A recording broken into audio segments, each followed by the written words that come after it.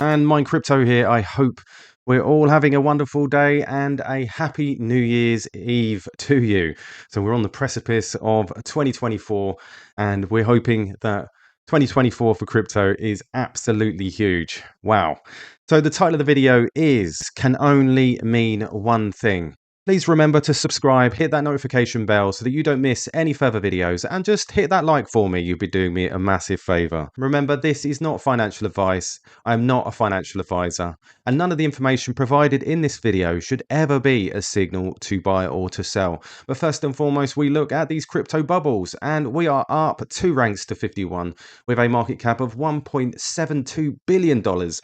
24-hour volume is a lot higher than the other day at $48 million. Current price $143, up 0.9% in the hour, up 6.7% in the day, up 25.5% in the week. Now, everything looking green. We had a run yesterday up above that $151 mark, and I think people are starting to get frustrated because as soon as we hit there, we see something happen and we end up back below the 150. Now, there is a reason which we'll talk about in a moment, and it relates to the title, It Can Only Mean One Thing. But we look at the exchange reserves, and as we can see, there's a lot of people talking about, we're at the stage where there's going to be a supply shock. I don't see it at the moment because we are ranging. We are ranging between that 1.36 million to 1.39 million. And until we break that 1.36 million, then we'll start to see a drop in the exchange reserves. But at the moment, we are ranging. There's got to be a reason for that, which we will sort of talk about in a moment. If we look at the exchange net flow, we can see we're minus 710 quant over the last 24 hours, which is always nice to see. But again, we're ranging. There's got to be a reason for that. Why are we constantly around this figure? I saw a low of 1.368 million the other day, which correlated to a chart, which we'll again talk about in a moment. And last night we saw another large text of 1,393 quant, a value of $203,000, and the wallet only holds quant, and we can see $2.4 million sitting within this particular wallet, and they've accumulated 7,000 quant over the last 6 days, which is absolutely great. And we can see here this big spike. Now, I also saw a tweet from Naz last night. He messaged me with a chart quant BTC, which was very, very interesting. So there's patterns and there's trends playing out. Looking at both the chart pattern, which we can see here, as well as historical exchange reserves aligning. Is it time for a bump? Now, as we can see here, and we can see here, there is a pattern, and then we can sort of see it looks very, very similar. But when we match that up to something I posted the other day, not seeing the exchange reserves this low for some time. Last time we were at these levels, the CEX reserves, it was May 2021, where we saw the price climb and go to its all-time high of 428. Now, if we are at those levels and we look back to here, we can see these same patterns back at the same time. So are we seeing a pattern, a trend? We'll have to wait and see.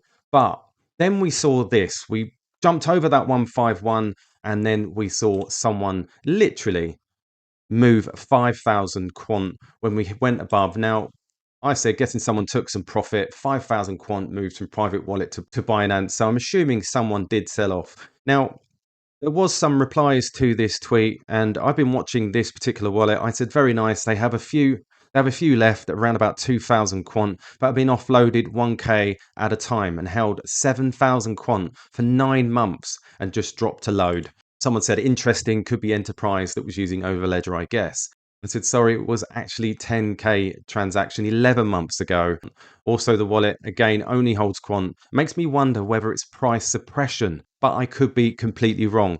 Whenever it runs, and this is the thing, whenever it runs over a certain amount, and this was the same case when it was back at the sort of 100s to the 110s, it always kicked back again. So whenever it runs, a large amount is sold, which can act as a catalyst for others to sell. It's very much a psychological thing, because if we're about to run over, someone makes a big sell and then other people start to sell to take whatever profit they want to, or they just get scared and think, oh, this is never gonna happen.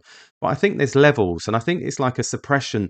When we get to a certain level, they want to keep it at that level for a while. I could be completely wrong, but I'm just seeing this trend. We get to a certain base level, then there's some sell-offs, and we can see it here. Now, this was, and as you can see, there's lots of activity, movement between wallets. You can see here, movement from wallet to wallet, 3,250 quant, wallet to wallet, 6,000 quant, wallet to wallet, 4,000 quant, then another 6,000. You can see this constantly. Obviously, I don't report on these because it's just wallet to wallet. It's not actually doing anything other than moving quant around. But as we can see here, this was quite interesting. We saw this from wallet to Binance deposit to Binance trading wallet, and we can see 5,000. If we go into this wallet, and this is what I was talking about a moment ago, we can see this deposit to Binance for 5,000. But the last time we saw this wallet actually do something was 10 months ago with 1,000. Again, 10 months ago, 1,000.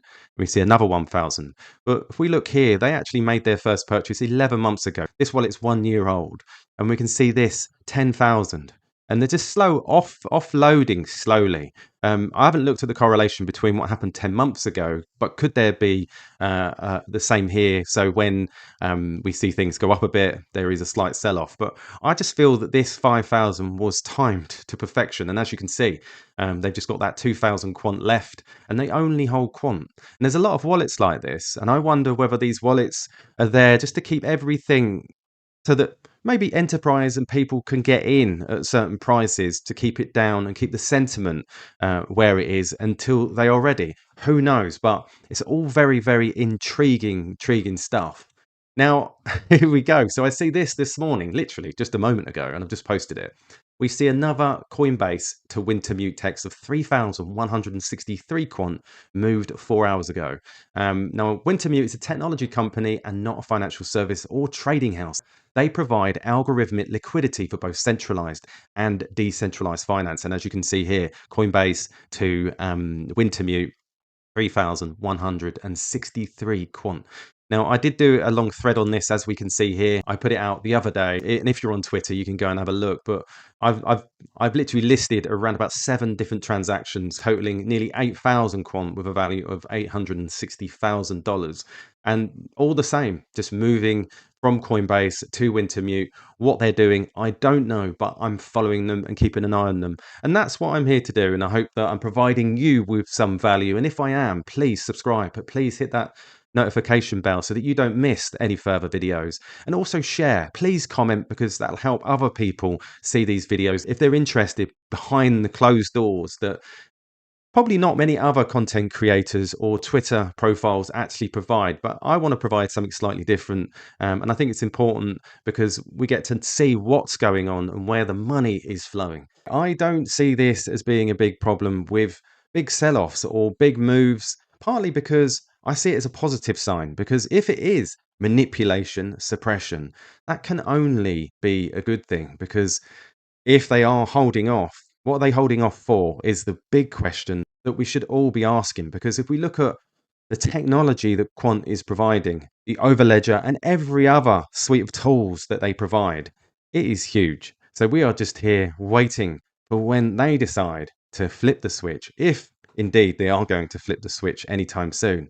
I think, me personally, I really believe in quant, and this is why I'm a long-term holder. I've got my plans and how I'm looking to play this. But again, this isn't a short-term hold. As you know, I'm here for the long term.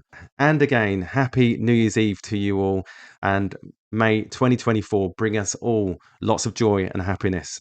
All the best, and I'll catch you later.